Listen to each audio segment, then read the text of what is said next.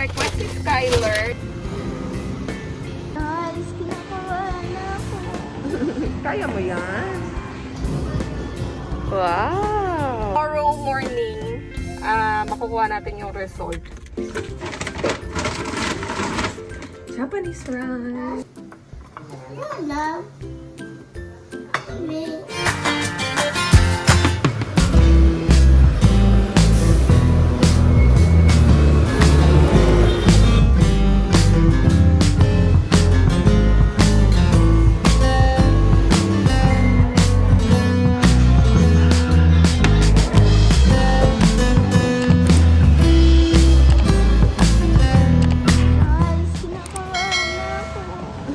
Kaya mo yan.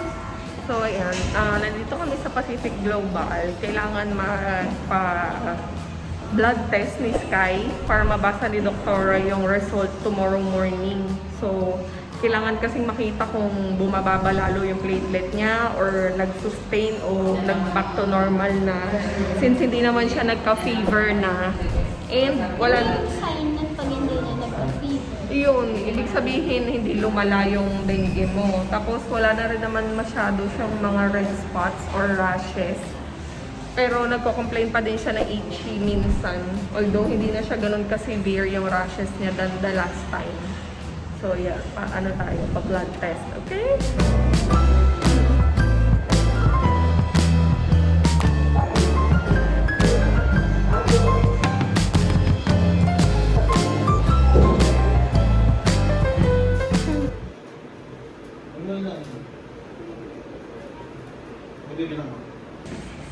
Okay. Galing mo. Tingnan mo, di ba? Good job. Finish ka na. Oh, ito tomorrow babalikan natin kasi di ba may check-up ka kay Doktora ng 10:30 tomorrow. Ang bilis lang natin, di ba? Alam mo, mas matagal pa yung binyahe natin kaysa pagpakuha mo ng blood. Yung hair mo. Oo, yung hair ko, hinangin-hangin na. Sobrang traffic kasi dito sa May Quirino, grabe. So, tomorrow morning, makukuha natin yung result. Kasi, idediretso na siya doon kay Doc Ari sa follow-up check-up ni Skyler. So, ayan. Uwi na tayo. Grabe ang init ngayon, guys. Sobra.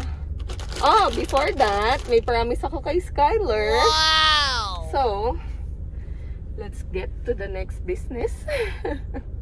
1 hour later.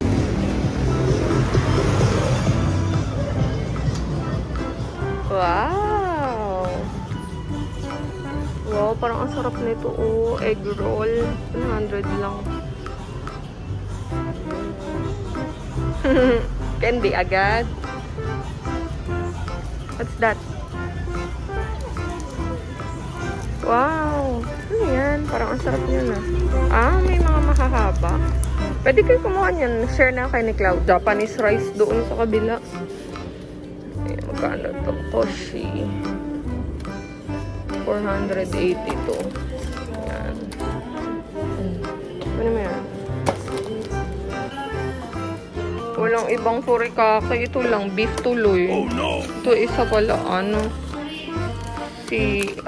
Fish. Ito na lang.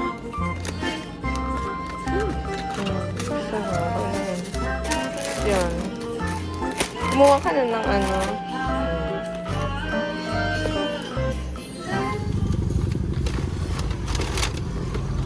Dahil nag-request si Skyler ng baked sushi, sa tinagal-tagal, ngayon lang ulit siya nag-request, kaya nakabag ako. Agad-agad tayong bumili ng mga ingredients. Buti na lang meron tayong mga pang ilang ingredients na dun sa bahay. So, binili ko na lang yung mga kulang. Like, meron na akong mayonnaise dun. Tapos, may crab meat na rin ako dun sa bahay. So, nagdagdag lang ako para pati sila isa makakain. Tapos, seaweed wrapper yun. Bumili din ako. Kasi wala nang seaweed wrapper sa bahay. So, yan. Uwi na tayo, guys, para magawa na to. Excited na din ako kasi tagal na natin di kumain ng baked sushi. Just then. Yan. Pabili na tayo. Ords ba yan o jumpsuit? Ano ko, Ords? O, mapresko, no? Japanese rice. Ayan, magluluto na tayo guys. Buti na lang may nakita ako. Ito, hirap pa naman maghanap nito. Yung seaweed na budbod. Yung hiwa-hiwalay. Yan na. Ito po. Cloudy, gagawan kita bake sushi. Gusto mo ba? Ha? Yes. May nakita si Liit. Kanino yan? Tatingin niya yung bangling. Kanino yan?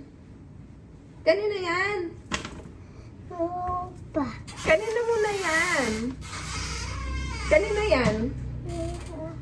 Ano po? Kanino yan? Sino may sabi? Sa amin to ni Sky. Nang pating ka. Mami. Kay Sky. Mama yan tsaka Sky. Ayan kay Cloud. Nagagawan pa kaming tatlo sa lollipop. Ayan. Gawa na tayo guys. Furikake. Yun pala ang nakalimutan nating bilhin sa Japan pa. Yung furikake rin nasa Japan kami. Ano lang doon. Ano to no? Parang ano lang pa. Ano yung binibilhan natin dati doon? Yung parang piso-piso. Oo, yun. Doon. Mami. Wala. Yan ang hindi naiuwi. Mama. Furikake. Mama. Kaya bumili na lang ako. Beef pa yung nakuha ko. Dali, magluluto si mama. Gagawa. Na kayo magulo.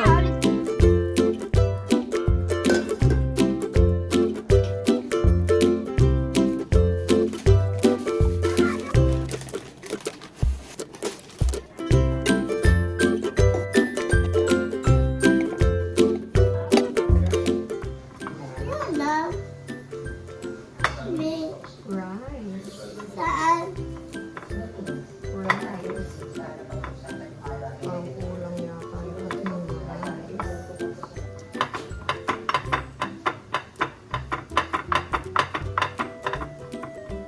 Kulang.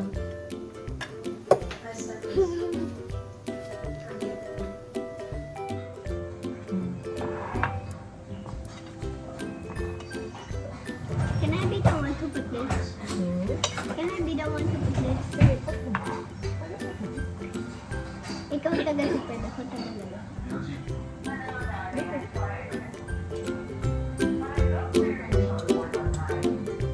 Egg? Ano daw? Egg? Wala naman egg. Sarap? Sarap ba? Kung hindi tapos na yan.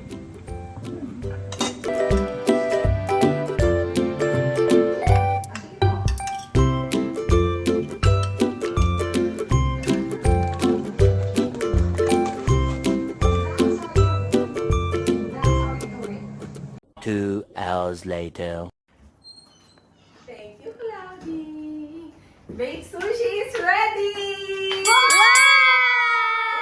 Excited! Me! Look, Cloud, oh. Wow! Nice.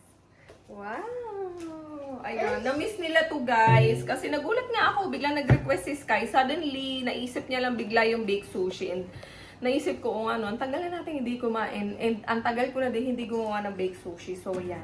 Dali-dali kami nagpunta ni Sky sa Korean grocery store para bumili ng mga ingredients. So, At- para naman makakain ng mabuti yung mga anak ko, no? Minsan lang mag-request yung mga yan. Kaya, go tayo dyan. At syempre, ninyang-ninya si Mami. Ang apron niya, ninya. Pati ang... Ano nga ulit tawag dyan? No? Pot holder. Pot holder, ninya pa din. Ninya-ninya talaga. Thank you, Cloud. Meron pala tayo natanggap din ng mga desserts, guys. So, this is from Sammy Girls Treats. Ayan, maraming salamat kila Ate Ann. They sent us brownies. And this beautiful cake. O, diba? Pwede nyo itong ipag-giveaway this coming Christmas. Or, kung magpapabake kayo ng cake this Noche Buena season. And yung Medianoche sa bagong taon. Sammy Girls Treats. Tingnan nyo naman, oh. So festive. Super nice. Pati yung lalagyan niya.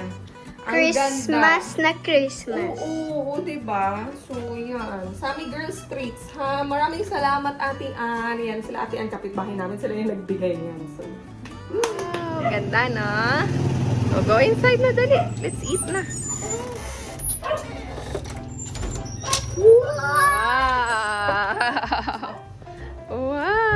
di pa nga nakabukas yung Christmas tree natin eh. Buksan natin yung Christmas light. Pray muna tayo. In the name of the Father, the Son, the Holy Spirit. Amen.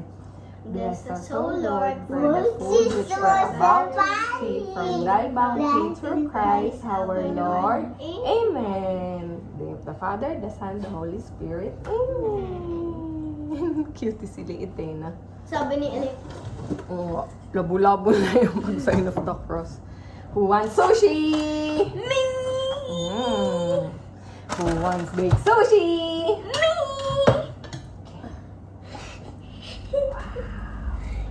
Tindak. Miss na miss ko to, Ma'am. Ang sarap. Okay, nobody said thank you to Mommy. Thank you, Mommy! Welcome, kid. Si Claudio, direct thank you kay Mama. Yeah! So good.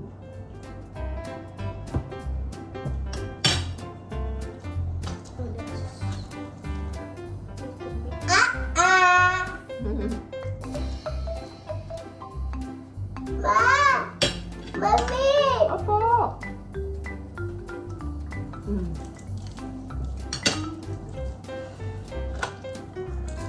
Wow. Sarap, no? Love nyo na ba si Mama?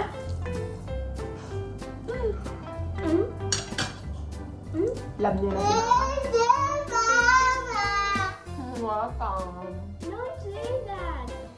Because you know that we already love you. Natuloy si Jet ng gig. Kaya dito siya sa bahay. Nag-movie night kami. Ayan. Nakalimutan ko na mag-vlog kanina kasi ganda ng pinanood namin. Oh, wag na kayo mag-pretend. Alam ko naman gising pa kayo. Akyat na. Akyat na tayo. Dali. Dito tayo sa taas. Si Claudia talaga ang tulog, no? Ang sarap ng tulog niyan. Kailangan niya mag-nebulizer. Doon na sa taas o dito? Dito na lang. Dito na lang muna. Yung panoorin nyo pala yung ano guys, replacing Chef Chico. Payan ba yung title nun? Ha? Yun, ang ganda. Si Jet ang unang nakapanood nun eh. Sila nila Eliza. Tapos, inano niya sa akin, nirekomenda. Pinanood namin kanina kasama si Eileen kasi nga hindi natuloy yung gig nila. Tapos yun, nakakabitin. Alam mo yun, gusto mong mag-marathon ng sunod-sunod na season. Kaya lang nakaka-isang season pa lang siya. 1 season, 8 episodes. So, yun, ang ganda. Panoorin nyo guys. Very engaging. Lalo na yung mga nagtatrabaho dati sa food and beverage department industry. Kung ikaw ay chef o mahilig kang mag-dine-in, kumain sa restaurants, mahilig ka sa mga food, or if waitress ka, dati kang waiter, makaka-relate ka. Ang ganda nung ang ganda nung story. So, ayun. Sabi ko nga parang naalala ko dati na nagtatrabaho ko sa hotel. Anyway, ayan. Pag nebulizer muna natin si Cloudy. Para pag akit sa taas, dire-diretso na. Super reliable talaga nito guys, yung nebulizer. Nabili lang ito sa Shopee. Portable siya, battery operated. Pwede nyo din siyang isaksak sa kuryente. Yan, kung sakali maubusan kayo ng battery. Pero syempre, no, ako mas gusto ko ng battery operated siya para kahit nasaan si Cloud, isasaksak ko na lang siya sa mukha ni Cloudy. And very convenient sang gamitin. So yan, ilalagay mo lang yung solution dito sa loob. Tapos pipindutin mo yan. Ayan. O, diba? Lalabas na dyan yung usok. Tsaka malakas siya, guys. Titignan yung ganyan-ganyan yan. Small but terrible yan. At saka mura. Maganda sa lahat, mura. Tapos, automatic siyang namamatay. Pag naubos na yung solution sa loob, mamamatay siya automatic. So, pwede nyo yung ipahawak sa bata. Tapos siya na lang, mag-nebulize siya mag-isa niya, 'di ba? Wala nang masyadong komplikadong bagay. And higit sa lahat, hindi matrabaho kasi ang huhugasan mo lang is Itong pinaka mask, face mask. Tapos ito luglug lang. Luluglugan mo lang yan. Di na kailangan sabunin whatsoever. So ako ginagawa ko, pag nililinis ko siya, lagyan ko lang siya ng water dito. Tapos i-open ko lang siya para i-secrete niya yung water, ilabas niya. And then at the same time, nalilinis yung ano niya, yung valve niya. So papatayin ko na. And then ito yung nililinis ko talaga, sinasabon ko. Yun. So yeah, it's very easy to use. Diba, kahit tulog siya.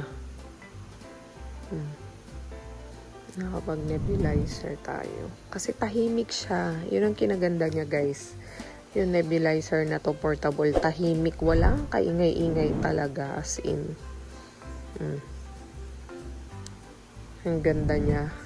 Lalo na kung, may anak kayong may hika. Pwedeng-pwede to kahit nasaan kayo nagta-travel, nasa sasakyan, nasa labas, nasa restaurant, nasa mall. Diba? Super convenient niyang gamitin.